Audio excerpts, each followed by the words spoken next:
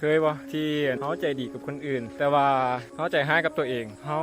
ให้อภัยคนอื่นแต่เขาบ่เคยให้อภัยตัวเองเขาให้กำลังใจคนอื่นแต่เขาบ่เคยให้กำลังใจตัวเองก็บอกว่าเจ้าของนั้นดีพอ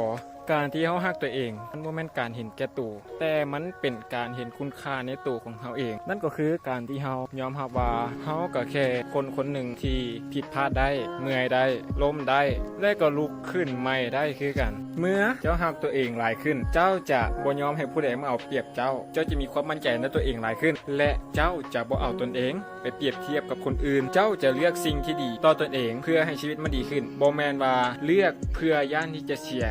สิ่งใดสิ่งหนึ่งไปหรือว่าย่านที่จะเสียคนใดคนหนึ่งไปจือไว้เด้อคนแรกที่เจ้าควรดูแลนั่นก็คือโตของเจ้าเองก็คือความสุขของเจ้าเองถ้าหากว่ามื้อนี้ยังบ่ทันมีผู้ใดบอกเจ้าค่อยจะเป็นคนบอกเจ้าเองว่าเจ้ามีค่าและเจ้าคู่ควรกับสิ่งดีๆในชีวิตของเจ้าโอเคเนาะ